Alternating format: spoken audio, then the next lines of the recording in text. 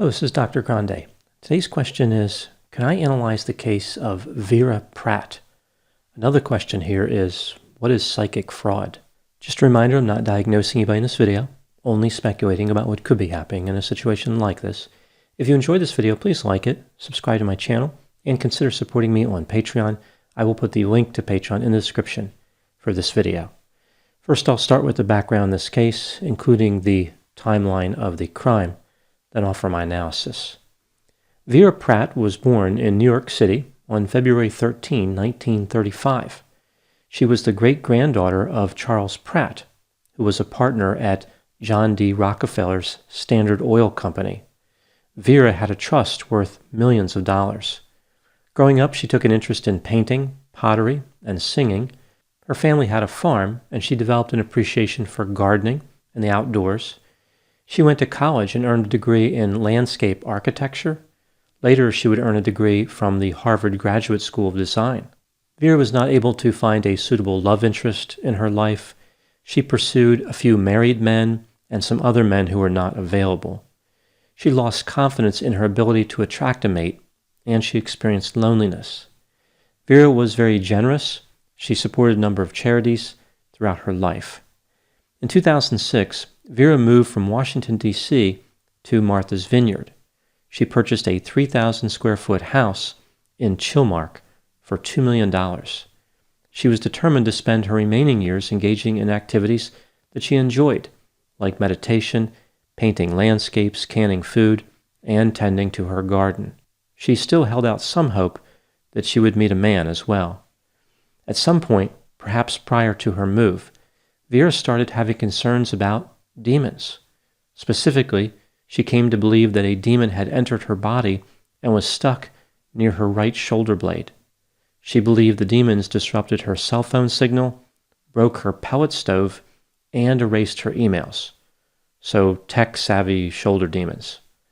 Vera somehow found an ad for a psychic in Florida who called herself Psychic Angela. In reality, her name was Sally Ann Johnson. She had a few other names as well: Angela Johnson, Angelina Johnson, and Sally Reed. It appears as though she had an affinity for aliases. Sally claimed to be a psychic with 20 years of experience helping corporate executives and dignitaries achieve happiness and organize their lives. Even though she was only in her early 30s, she had plenty of time to learn her trade, considering she dropped out of school in the 2nd grade. After they talked on the phone, Vera felt as though Sally could really help her. Vera started paying Sally to help specifically with the demons. Sally claimed that she spent hours engaging in prayer and meditation in order to keep the demons away for Vera. So Sally was praying, and that was helping Vera keep distance from these demons. Sally claimed that she was giving up family time and working late into the night with all this prayer. Sally gave Vera advice on where to place crystals to get the most negative energy repellent value. She claimed that she could sense from a distance what was going on in Vera's life. The pair would communicate not only on the phone, but through email. Sally even traveled to Martha's Vineyard a few times. She apparently stayed in a nice hotel on a few of those occasions. Vera gave Sally a lot of personal information, including details about her desire to find a man and her digestion habits. Despite making little or no progress with these so-called psychic treatments, Vera had faith that Sally was the one who could take care of those demons. Over time, Sally started to exert a lot of influence over Vera. Family members who had once communicated with Vera regularly were now barely talking to her, not because they didn't want to, but because Vera was cutting them off.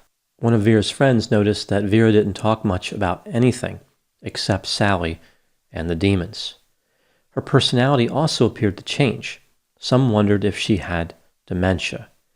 Family members became increasingly worried that Vera was vulnerable and that Sally was taking advantage of her.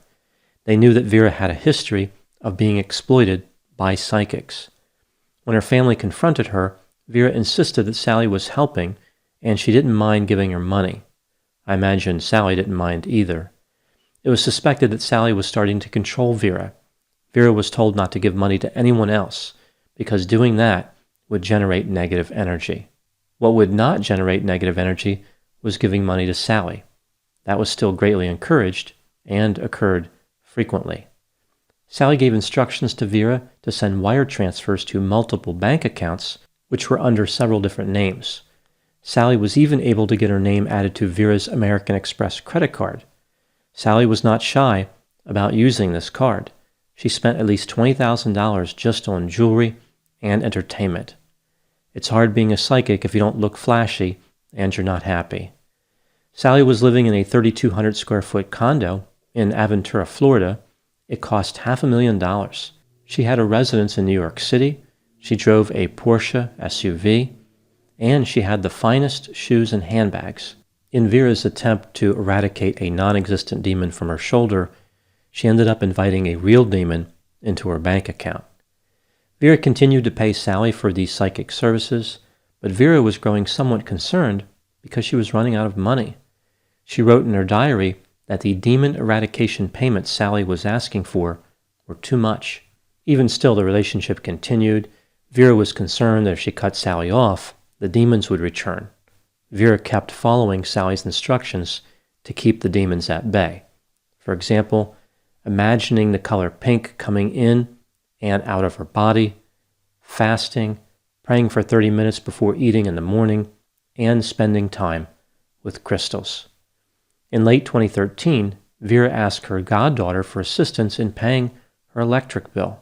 Her goddaughter called the police because it didn't make sense to her that Vera would be out of money. A detective started investigating and spoke with Vera.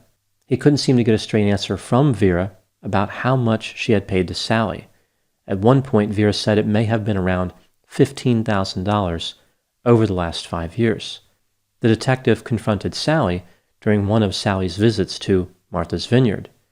He expected Sally to be intimidated, but she was rude and hostile, telling the detective that the amount of money she was charging Vera was none of his business. Right after that confrontation, Sally took a number of interesting steps. She instructed Vera not to talk to the police. She produced a letter signed by Vera indicating that any money which had been paid to Sally was actually a gift. It was signed the same day that Sally had that confrontation with the detective. The letter also attempted to grant Sally power of attorney. Eventually, Vera's family was able to intervene. They hired a former police chief named Beth Toomey to care for Vera. Toomey moved in with Vera. Sally spoke on the phone with Toomey and tried to find out when Vera was going to be alone at the house. Sally just kept calling repeatedly. Eventually, Toomey was able to get a harassment prevention order. The relationship between Sally and Vera was finally over. Vera moved into an assisted living facility not long after this. Her mental health status had deteriorated. From 2007 to 2014, Vera had paid Sally $3.5 million. The detective wanted to arrest Sally Ann Johnson, but building a case for psychic fraud is actually pretty difficult. With a few exceptions, people are allowed to pay another person for anything.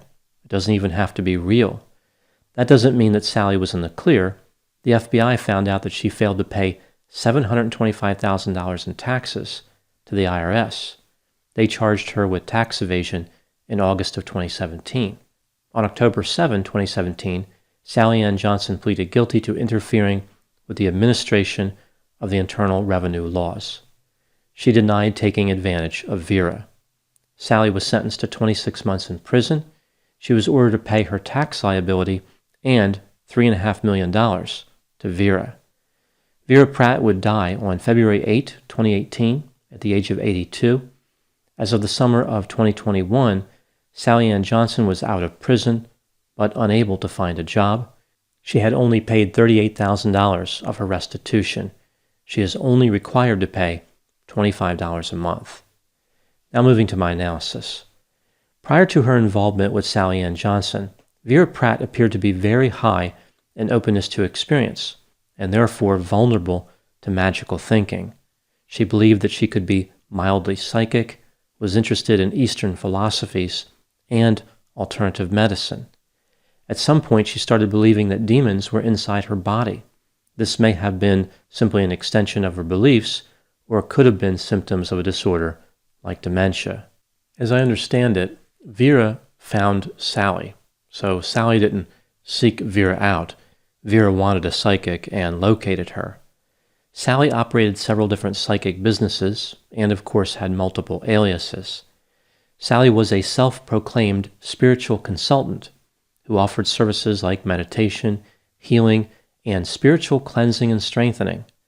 Other common names for spiritual consultants would be psychics, clairvoyants, fortune tellers, and spiritual advisors. This case appears to involve fraud. Therefore, it is surprising that Sally was only convicted in connection with tax evasion. She was ordered to pay back the money she received from Vera. Perhaps that was part of the plea deal. As I mentioned, psychic fraud is not always easy to prosecute. Sometimes it's treated as a civil matter and not a criminal matter. There are people who argue both sides of this issue.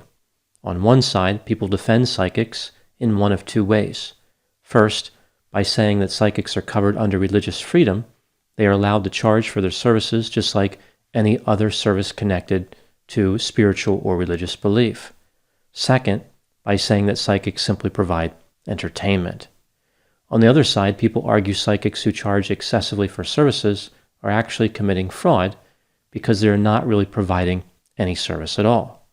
Even if certain fees could be excused as appropriate under religious or entertainment services, how can someone justify charging $3.5 million over 7 years? When looking at these arguments, I think it's difficult to justify the idea of psychics charging consumers for services.